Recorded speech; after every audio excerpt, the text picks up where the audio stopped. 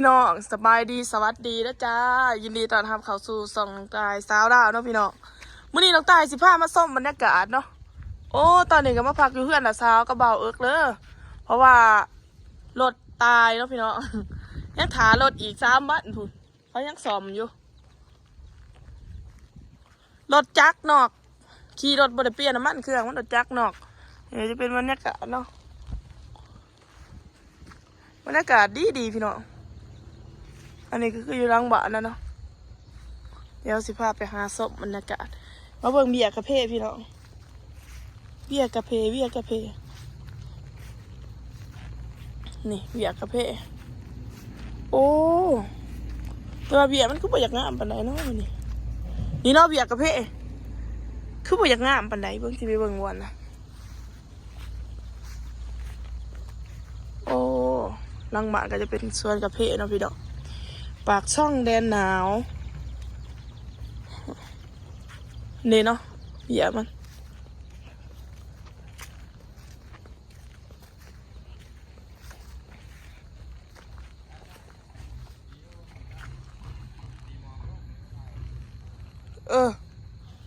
กูเห็นแล้ว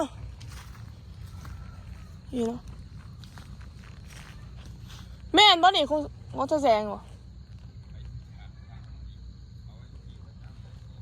นี่เนาะเบียร์กาแฟเอาเสียไหมนะกูจะคุดจิรอนี่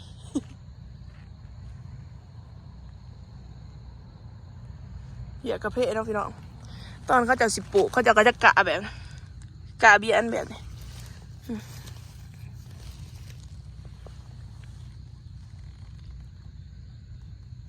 บรรยากาศดังบ้านหนาวพี่น้องเลยแค่นี้บนหนาวปานใดเนาะโอ้นี่เดี๋ยวมักกะเพพี่น้องนี่มักกะเพเนาะแต่ว่ามันบ่ทันสุกเลยอันนี้นะจะเป็นกะเพเพกลางเนาะนี่หมากแบบนี้มันเป็นมักกะเพกลางแต่ว่ามันบ่ทันสุกกาแฟนี่ให้มีส่วนกาแฟนี่รู้ไอ้แล้วก็มันเป็นหมากลายนี่เนาะหมากมันแต่ว่ามันบ่ทันสุกเนาะ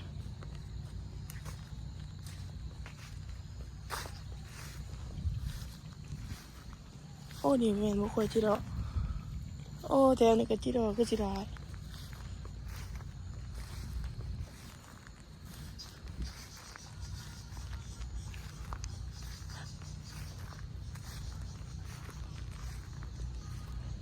บรรยากาศมันก็สิแตกต่างจากบ้าน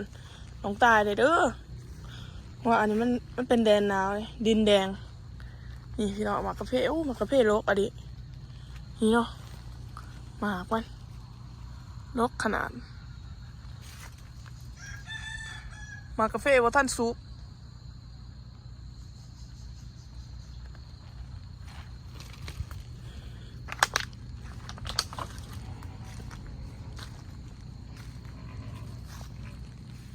นี่ใบมักหน้าเอาน้ำนี่โก้มักหน้าเอาแล้วเนาะ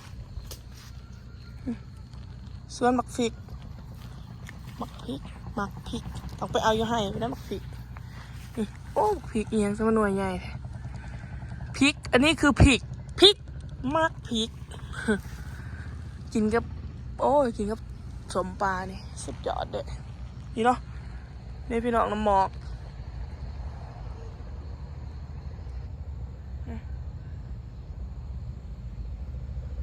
หมอมันกำลังไหลแบบนี้มันก็สิหนาวเนี่ยจักหน่อยนี่ยังมาเอาเบียร์ไหมเปล่าก่อน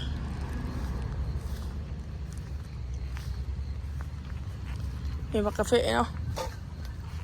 มักกระพมกาแฟ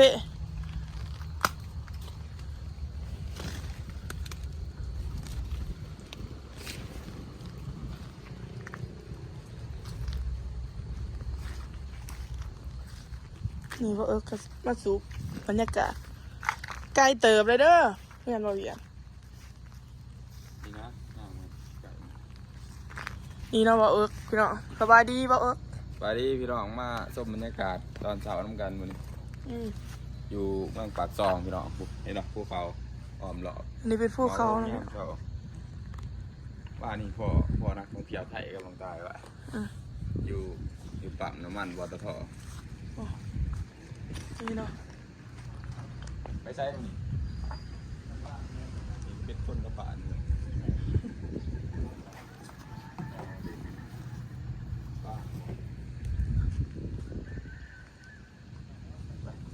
นี่เราะพี่น้องบรรยากาศเดี๋ยวน้องตายสิพาไปเบิ่งแถวนะกระเป๋าอันนี้ก็คือนะน้องพี่น้องจากธรรมศาสตร์บอกเลยว่าสำหรับคนใดที่มักอยู่กับธรรมศาสตร์ดีน้องตายแนะนำให้มาเที่ยวบ่อนี่เลยแต่ว่าอันนี้โมเมนต์สถานที่ท่องเที่ยวได้พี่น้องเป็นอยู่แถวให้เนาะอยู่ให้เขาเจ้าอยู่ให้อยู่ผู้อยู่ที่สวนกับเพ่มันมีธรรมศาสตร์นี่ห่วยแบบนี้พี่น้องบ่อนที่เขาเจ้าเฮ็ดเกษตรกรรมนะพี่น้องอุ้ยเหมาะสมสุดๆเนาะพันด่านกับเขาคือสิบขายพี่น้องพันด่านกีบนี่แหละมีความสุขขนาดพี่น้องนี่เนาะน้ำแม่น้ำมีหอดดอกไม้พี่น้องเมื่อกี้ความธรรมศาสตร์ว่ามันงามนี่เนาะน้ำต้นตาลน้ำต้นตาล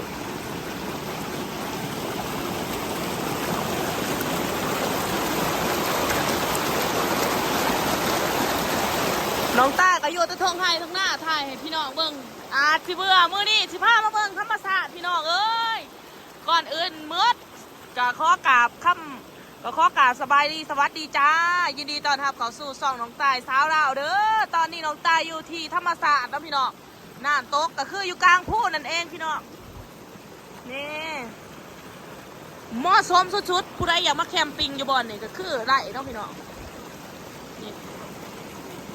มีดอกไม้โอ้ยมึงกินไอ้จิบมือก็เขาย่างไปเลยอ๋อ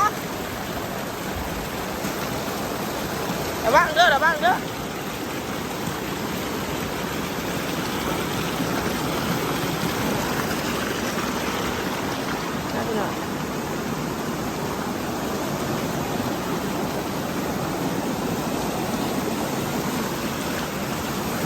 คุณโอ้พี่น้องบอนพักใจเนาะพักใจพักกายสดชื่นขนาดบรรยากาศก็เย็นๆเลยพี่น้องเลย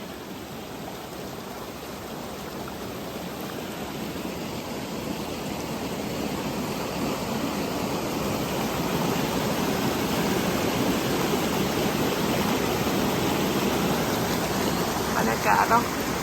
ดอกไม้เห็นและสื่นใจบ่บุญไหว้บ่ยงยากเนาะต้องตายมักใส่ชีวิตแบบนี้ได้พี่น้องมันมีความสุขมันเป็นชีวิตที่บ่รู้ราแต่มันเป็นความสุขที่แบบว่าหาได้ยากเนาะบรรยากาศแบบนี้ธรรมศาสตร์แบบนี้บ่อยู่กับสังคมที่จอมปลอมนะพี่น้องบ่ได้อยู่กับสังคมที่จอมปลอมก็คือเฮาอยู่กับตัวเองเป็นตัวของตัวเองใช้ชีวิตแบบมีความสุขในแบบตัวเองมีเนาะแบบพ่อเพียงนะพี่น้องก็คือสะบันบานหน้าเนาะเช้าเนี่ยบังรถไปเนาะมากับหลานมากับน้องพี่น้องพามาอุ้ยน้องตายซะมันมีความสุขแต่เด้พี่น้องเลย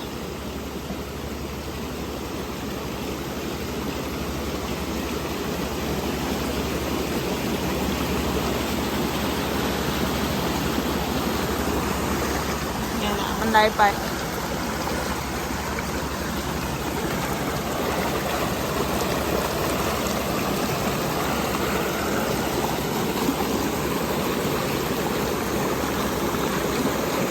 มันโมเมนต์สถานที่ท่องเที่ยวได้บ่เนี่ยเป็นเพียงให้แต่ว่ามันมีนะแบบนี้ก็โอ้ตายมากบรรยากาศแบบนี้เนาะ